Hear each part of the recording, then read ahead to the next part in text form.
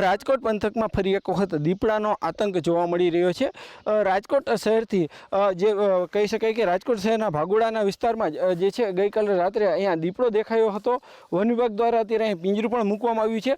ખાસ કરીને જે રીતના વાત કરવામાં આવે તો જે છે આ વિસ્તાર મનહરપુર ગામ વિસ્તાર કહેવાય છે ને અત્યારે અહીંયા પિંજરું મૂકવામાં આવ્યું છે। જે ભાઈ દીપડાને ખૂબ જ નજીકથી જોયો હતો, જેને પોતાના કહી શકાય કે એમના પર હુમલો થવાનો હતો, એ ભાઈ સાથે આપણે વાત કરીશું। દીપડો, તમે કાલે શું કરતા હતા અને દીપડાને કઈ રીતે? કાલે હું પાણી ભરતો હતો ત્યારે 5 ફૂટ મારાથી છેટો હતો અને એ પાછો વળી ગયો, મારી માથે હુમલો ન કર્યો એટલે પાછો વળી ગયો એટલે એ મેં આ ભાઈને બોલાવ્યા, 2-3 જણા આવ્યા અમે અને પછી ઝાડમાં વયો ગયો।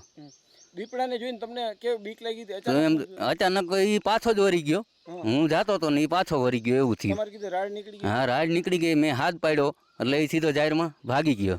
કેવું ખેડૂતોને કેવી તકલીફ પડે? ખેડૂતોને બહુ જ તકલીફ પડે છે, કારણ કે આખી રાત એ રોડ ઉપર જ બેસે છે। આ બધાએ જોયો, રાતે આ રોડ ઉપર જ બેસે। ચોક્કસ એની એક વ્યક્તિ છે, કેવો ત્રાસ છે અત્યારે તમારા વિસ્તારમાં દીપડાનો અને શું પરિસ્થિતિ? બહુ જ ત્રાસ છે દીપડાનો આજ કેટલા દિવસથી। રાત્રે ખેતરમાં નીકળતા બીક લાગે? શું થાય? બીક તો લાગે જ ને, રાત્રે કોઈ આવે જ નહીં।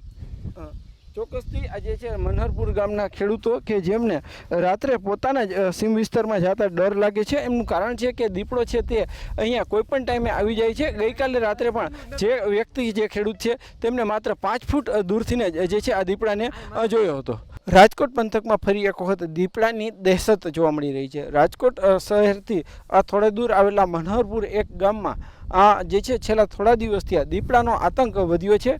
ગઈકાલે પણ અહીંયા દીપડો આવ્યો હતો। અત્યારે આપ સીધા દ્રશ્યો જોઈ શકો છો કે અત્યારે મનહરપુર ગામમાં જે સીમ વિસ્તાર છે ત્યાં દીપડાને પકડવા માટે ખાસ પિંજરું પણ મૂકવામાં આવ્યું છે।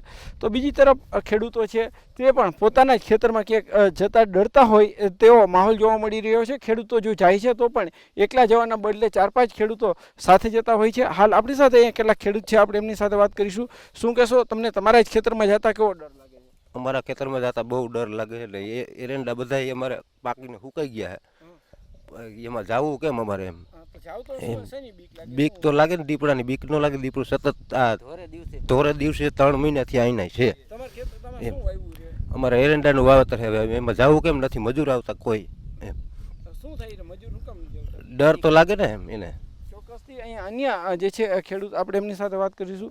કેવી પરિસ્થિતિ છે આ વિસ્તારમાં, ખેડૂતોની શું સ્થિતિ? ધોરે દિવસે બહુ બીક લાગે છે। ધોરે દિવસે એ મોલમાં જ રહે છે બધાના। કાલે દિવસના મારે રિહારમાં હતો, રાતે પાછો નીકળ્યો હતો, એ સ્વિમિંગ પુલ છે બાજુમાં, અહીંયા નીકળ્યો હતો અને અહીંયા પિંજરું કાલે રાતે મેકી ગયા છે।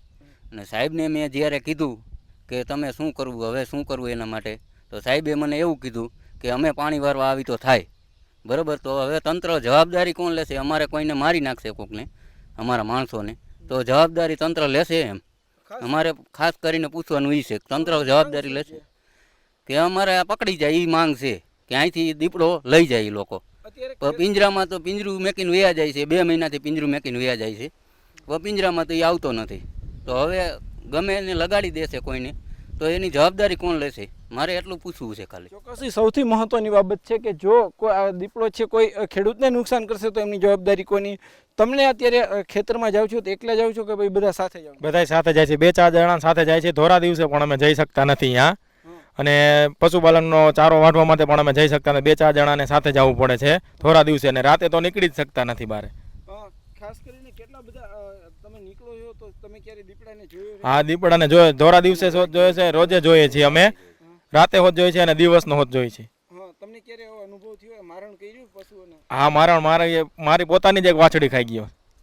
ચોક્કસથી આ જે છે ખેડૂતો, મનહરપુર ગામના ખેડૂતો છે, તેમનું કહેવું છે કે તાત્કાલિક વન વિભાગ છે તે આ દીપડાને પકડે, કેમ કે દીપડાની દહેશતના કારણે તેઓ જે છે એ ધોળા દિવસે પણ પોતાના ખેતરમાં નથી જતા। અત્યારે એરંડા, ઝાડ સહિતના જે છે અનેક જે છે એ ખેત પાકો અત્યારે ખેતરમાં વાવેલા હોય છે, તે જે છે તેમની પિયત કરવામાં પણ ક્યાંક ને ક્યાંક ડર ખેડૂતો અનુભવી રહ્યા છે। હાર્દિક જોશી, ન્યૂઝ 18 ગુજરાતી, રાજકોટ।